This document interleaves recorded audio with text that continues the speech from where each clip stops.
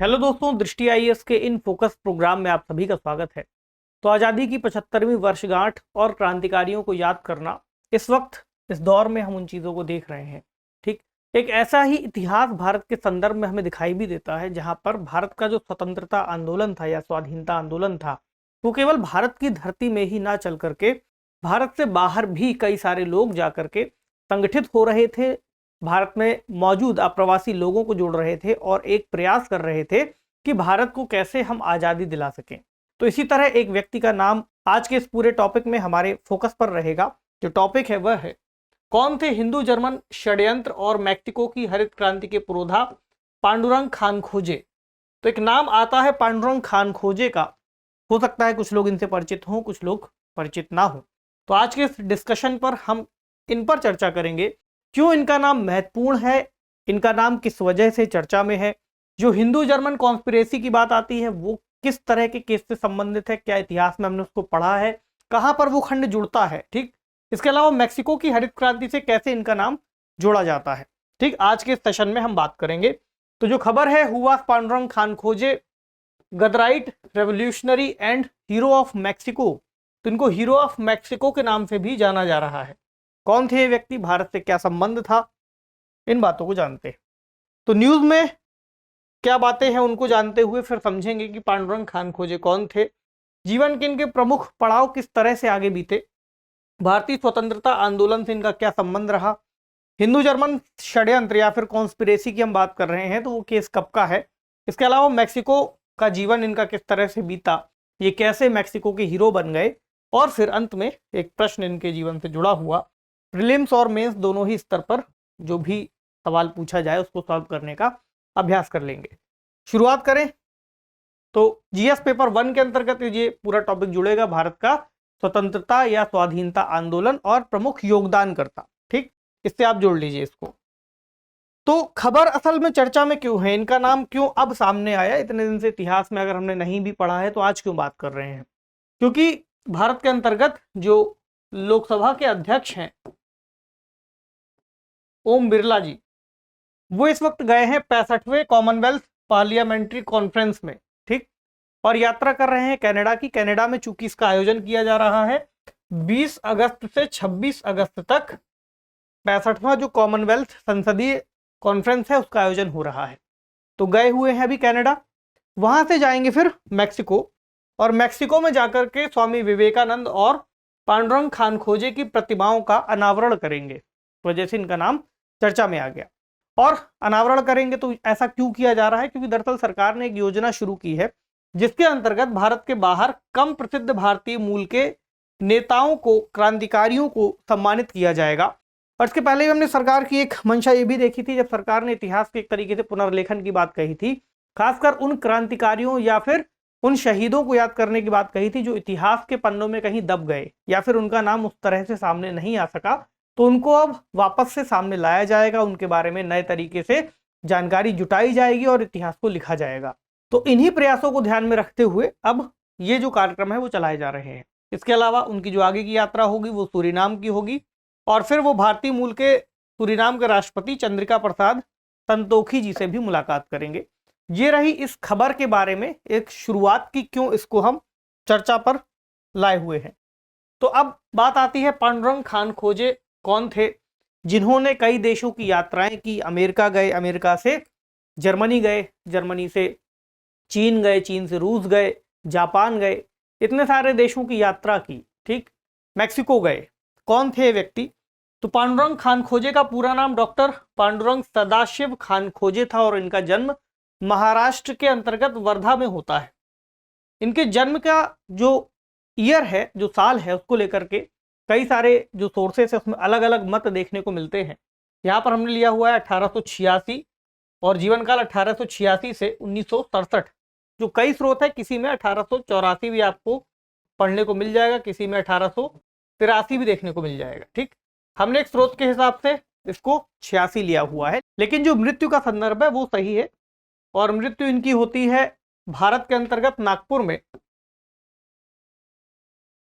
ठीक, तो शुरुआत से ही जब इनका जीवन काल अगर हम देखें तो शुरुआत से ही क्रांतिकारी टाइप का इनका व्यक्तित्व रहा। जब पश्चिमी शिक्षा, बंगाल विभाजन जैसी स्थितियां चल रही थी, उसी समय ये बड़े हो रहे थे। ठीक, तो इनके अंतर्गत जो इनका जीवन था वो राष्ट्रीय जागृति से भर गया। साथ ही इनके ऊपर फ्रांसीसी क्रांति और अमेरिकी स्वतंत्रता संग्राम का बहुत ज्यादा प्रभाव रहा। इन्होंने उसको पढ़ा और वो हमेशा ही उसकी प्रशंसा करते रहते थे। इसके अलावा जो इनका जीवन था उसमें इनके दादाजी का भी योगदान था। इनके दादाजी 1857 की क्रांति में अंग्रेजों के खिलाफ लड़ चुके थे। ठीक, तो उन्होंने भी इनको जो मूल्य दिए, देशभक्ति, देश प्रेम के दिए। ठीक, आगे चलकर स्वामी दयानंद सरस्वती और आर्य समाज आंदोलन का भी इनके ऊपर खासा प्रभाव देखने को मिला। ठीक, तो इस तरीके से जब इनका बचपन बीतता है तो आगे चल करके ये कई तरह की क्रांतिकारी गतिविधियों में शामिल हो जाते हैं और अंग्रेजों या फिर कहें ब्रिटिशर्स की आंखों के सामने चमकने लगते हैं। एक व्यक्ति के रूप में दिखते हैं जिसको उन्हें पकड़ना होता है, या फिर ऐसा एक व्यक्ति जो उनकी व्यवस्था को खराब करने में लगा हुआ है, सरकार विरोधी गतिविधियों में लगा हुआ है। तो अब इन्होंने प्लान बनाया कि अब भारत में रह करके जो कार्य है, हो सकता है आने वाले समय में ब्रिटिशर्स उनको गिरफ्तार कर लें, तो आगे वहां से निकलने के लिए क्रांतिकारी तरीके और सैन्य रणनीति में प्रशिक्षण के लिए इन्होंने विदेश जाने का फैसला किया। विदेश जाने से पहले इनकी मुलाकात होती है बाल गंगाधर तिलक से, और तिलक इनको फिर सुझाव देते हैं कि अगर इनको बाहर जाना ही है तो ये जापान चले जाएं, क्योंकि जापान उस वक्त एक ऐसे देश के रूप में उभर रहा था जो कि पश्चिमी ताकतों का प्रतिद्वंदी था, साथ ही एक पश्चिम विरोधी एशियाई साम्राज्यवादी ताकत था। ठीक, इसके अलावा चीन गणराज्य के जो पहले राष्ट्रपति थे सुन यात सेन, उनसे भी मुलाकात करते हैं, जापान जाते हैं। जापान में उन तरीकों को सीखते हैं जिन तरीकों में जापान ने रूस को हराया था। ठीक, जापान की जो रॉयल आर्मी थी उसने रूस की आर्मी को हराया था, तो वहां पर भी जाकर ये तरीके सीखते हैं। अब 1906 के आसपास ये चीन से फिर अमेरिका निकल जाते हैं। ठीक, यहाँ पर इनकी बेटी का नाम आता है डॉक्टर सावित्री साहनी, जिन्होंने एक पुस्तक लिखी है रेवोल्यूशनरी वर्क पांडुरंग खानखोजे और टीना मोडोटी। इसमें इनके बारे में बहुत सारी बातें जो है यहाँ से हमें इनके जीवन की पता चलती है, क्योंकि इतिहास में उस तरीके से तो कहीं जानकारी है नहीं, तो जो उनकी व्यक्तिगत जीवन से जुड़ी उनके ही लोगों द्वारा लिखी गई बातें हैं उनको फिर हम यहाँ पर लेकर के बात करते हैं। तो 1910 में ये कैलिफोर्निया विश्वविद्यालय से कृषि अनुसंधान में डॉक्टरेट की उपाधि प्राप्त करते हैं, और उसके बाद चले जाते हैं अपनी क्रांतिकारी गतिविधियों को आगे बढ़ाने के लिए कह दें या फिर उन तरीकों को सीखने के लिए जो इनके देश प्रेम के चलते इनके अंतर्गत एक क्रांति की बात पहले भी थी और आगे चलकर भी बनी रही। तो ये माउंट तमालपाई सैन्य अकादमी में दाखिला ले लेते हैं। यहाँ इनकी मुलाकात कई सारे ऐसे लोगों से भी होती है जो अलग अलग आंदोलनों से जुड़े होते हैं, अलग अलग आंदोलनों के बारे में पता चलता है यहाँ सैन्य अकेडमी में। जैसे मैक्सिको में जो मैक्सिको का एक आंदोलन हुआ, ठीक, स्पेन में कोई आंदोलन हुआ, इन सब चीज़ों के बारे में। ठीक है, उसके बाद ये क्या करते हैं कि पंडित कांशीराम और सोहन सिंह भाकना के साथ इंडियन इंडिपेंडेंस लीग की स्थापना करते हैं ताकि अपनी क्रांतिकारी गतिविधियों को आगे बढ़ा सकें। ठीक, ये दरअसल बात है भारतीय स्वतंत्रता आंदोलन से इनके संबंध की। तो लाला हरदयाल से इनकी मुलाकात होती है जो उस वक्त एक यूनिवर्सिटी में प्रोफेसर होते हैं। ठीक, उसके बाद फिर ये सब लोग मिलकर के गदर पार्टी की स्थापना करते हैं। आपने इतिहास में गदर पार्टी के बारे में पढ़ा ही होगा। कमेंट सेक्शन में लिखिए कि गदर पार्टी की स्थापना कब हुई थी, आपका रिवीजन हो जाएगा। ठीक, उसके बाद जो गदर पार्टी का नाम आता है इसको ही शुरू में क्या कहते थे, पैसिफिक कोस्ट हिंदुस्तान एसोसिएशन। अब अमेरिका में भारतीयों के बीच राष्ट्रवादी भावनाओं को उभारना, ठीक, क्रांतिकारी गतिविधियों में लोगों को जोड़ना, तो भारत से आए कई सारे लोगों को आपस में जोड़ने का इन्होंने काम किया। ठीक, उसके बाद आगे चल करके पंजाब में भारत के अंतर्गत संगठित विद्रोह भी करवाए, यानी ब्रिटिशर्स के खिलाफ। ठीक, उसके बाद कई अप्रवासी भारतीयों, पूर्व सैनिकों को भारत में ब्रिटिश शासन के खिलाफ लड़ाई के लिए प्रशिक्षित किया। उसमें उनके जो क्रांतिकारी साथी थे उनको भी शामिल किया और फिर ट्रेनिंग दी गई कई सारे लोगों को। तो बहुत सारी चीजों में उनका नाम जुड़ता चला गया। ठीक, आगे चलकर हम देखते हैं कि भारत में उन्होंने जब अंग्रेजों के खिलाफ एक और विद्रोह कराया तो उसमें फिर नाम स्पष्ट रूप से आ गया गदर पार्टी का। ठीक, उसके अलावा जर्मन विदेश कार्यालय, तुर्की और आयरिश रिपब्लिकन आंदोलन का भी इसमें समर्थन मिल रहा था। यानी वो अलग अलग क्षेत्रों के लोग जो विदेशों में बैठे हुए थे, भारतीय मूल के थे, तो वो सभी मिलकर के प्रयास कर रहे थे। और ऐसा ही प्रयास फिर हम आगे चल करके सुभाष चंद्र बोस जी के अंतर्गत देखते हैं, जब वो जाकर के जर्मनी या फिर जापान से सैनिक सहायता लेकर के भारत को आजाद कराने का एक बेड़ा उठाते हैं। तो वैसा ही प्रयास यहाँ भी दिखाई दे रहा था। सुभाष चंद्र बोस जी को सब लोग जानते हैं, ठीक, लेकिन कुछ नाम जो छूट जाते हैं उनके बारे में जानना जरूरी है। तो जब ये सभी काम वो कर रहे थे 1912-13 के आसपास, फिर 1914 में आगे चल करके स्थितियां पलटती हैं और प्रथम विश्व युद्ध की शुरुआत हो जाती है। जब विश्व युद्ध शुरू होता है तो जो आंदोलन की स्थितियां थी वो अपने आप में बिगड़ती चली जाती हैं और 1915 तक जो गदर आंदोलन है वो फीका पड़ जाता है। फिर ऐसी स्थितियां बनती हैं जहां पर वे फिर अन्य जो क्रांतिकारी हैं उनसे मिलने की कोशिश करते हैं। जैसे फिर वो पेरिस जाते हैं और मैडम भीकाजी कामा से मिलते हैं, बर्लिन जाते हैं, वीरेंद्रनाथ चट्टोपाध्याय से मिलते हैं, रूस जाकर के व्लादिमीर लेनिन से मुलाकात करते हैं। ठीक है, और ये जो इस वक्त जो विद्रोह हुआ था भारत में अंग्रेजों के खिलाफ, इसी को ही हम जान रहे होते हिंदू जर्मन षड्यंत्र के नाम से। क्यों? क्योंकि ऐसा आरोप लगाया गया कि वो सभी लोग जो भारत के बाहर रह रहे हैं वो अंग्रेजों के खिलाफ षड्यंत्र कर रहे हैं और अंग्रेजों को कहीं ना कहीं इससे नुकसान हो रहा है। ठीक, आगे चलकर जब प्रथम विश्व युद्ध शुरू होता है तो हिंदू और जर्मन षड्यंत्र की जो बात थी, कॉन्स्पिरेसी थी, वो विफल हो जाती है और जो बहुत सारे नेता उससे जुड़े हुए थे कई सारों को पकड़ करके जेल भेज देते हैं, कई को फांसी हो जाती है और कई अंडरग्राउंड हो जाते हैं। तो एक ऐसी स्थिति इनके सामने बनती है कि इनको भी अब या तो वहां रुकना होता, अगर वो वहां पर रुकते तो ब्रिटिश की या फिर ब्रिटेन की जो इंटेलिजेंस थी वो इनको पकड़ लेती, विश्व युद्ध खत्म हो जाता है, जीत ब्रिटेन के हाथ में लगती है। उसके बाद की बात है तो 1924 में इनके सामने एक विकल्प होता है कि मैक्सिको चले जाते हैं वहां से, क्योंकि यूरोप में या फिर अमेरिका में या फिर कहीं और अगर ये गए होते तो फिर इनको वहां पर निश्चित तौर पर पकड़ लिया जाता। और जब ये मैक्सिको जाते हैं तो मैक्सिको में इनके कई सारे पुराने दोस्तों को ये ढूंढते हैं, संगठित करते हैं क्रांतिकारियों को। कुछ दोस्त इनके ऐसे होते हैं जो कई बड़े पदों पर पहुंच चुके होते हैं, कोई कृषि मंत्री हो जाता है, कोई सीनेटर बन जाता है मैक्सिको में। तो उनकी मदद से फिर चापिंगो में नेशनल स्कूल ऑफ एग्रीकल्चर में प्रोफेसर के पद पे तैनात होते हैं। वहां से इनकी लाइफ का एक दूसरा फेज हमें दिखाई देता है क्रांतिकारी आंदोलनों के बाद, जहां ये इस बात को नोटिस करते हैं कि मैक्सिको के अंतर्गत जो खाद्य फसलें हैं, गेहूं की बात करें या मकई की बात करें, तो उनकी उत्पादकता इतनी अच्छी नहीं है। ठीक, जो किसान है उनको इसके बारे में ट्रेंड करना होगा और नई तरह की जो किस्में हैं उनको विकसित करना होगा।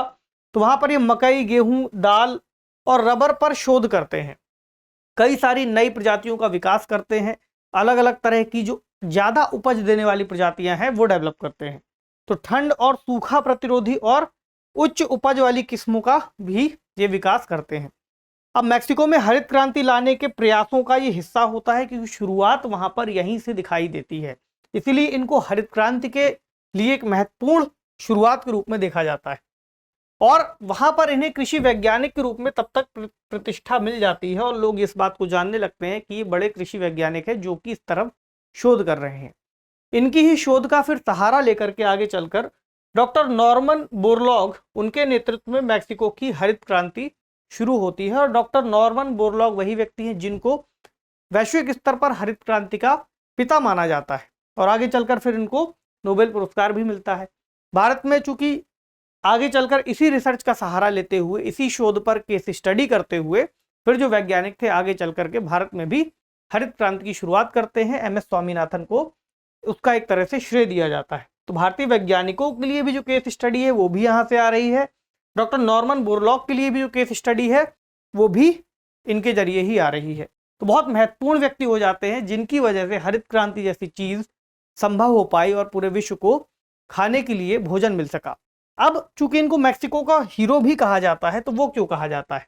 क्योंकि एक मैक्सिकन फेमस चित्रकार थे डिएगो रिवेरा। तो डिएगो रिवेरा से इनकी दोस्ती हो जाती है और उस वक्त वो एक चित्र बनाते हैं, आवर डेली ब्रेड। ठीक, और चित्र आपको यहाँ पर दिखाई देगा जिसमें ये जो चित्र बनाते हैं उसमें पांडुरंग को यहाँ पर बैठा हुआ दिखाया जाता है, जिसमें चारों तरफ से लोग इनको घेरे हुए हैं मैक्सिको के लोग, और ये हाथ में रोटी लिए हुए हैं, एक तरीके से ब्रेड लिए हुए हैं। यानी इसमें ये दिखाया गया कि मैक्सिको के लोगों के लिए जो ब्रेड की या रोटी की व्यवस्था की है वो इन्होंने ही की है, इनके ही प्रयासों से हुई है। तो इस तरह से जो इनका जीवन है पांडुरंग जी का वो बहुत महत्वपूर्ण है और हम सभी को उनके बारे में जानना जरूरी था, क्योंकि मैक्सिको में उनकी इतनी पहचान है। तो भारतीयों के लिए जब उन्होंने इतने सारे प्रयास किए हैं देश को आज़ाद कराने में, तो ये निश्चित तौर पर सरकार का और हम सभी का दायित्व बनता है कि हम इनके बारे में जानकारी इकट्ठी करें और इनके बारे में भी पढ़ें और उन्हें याद करें। तो यही आज के इस डिस्कशन का मेन मकसद भी था और उनके बारे में जानकारी इसलिए भी जरूरी है क्योंकि किसी एग्जाम में भी अब चूंकि सरकार का उद्देश्य इस तरफ बढ़ रहा है तो किसी एग्जाम में भी ऐसे नाम पूछे जा सकते हैं, इसलिए भी महत्वपूर्ण हो जाता है हमारे लिए उनके बारे में जानना। चलिए अब सवाल देखें।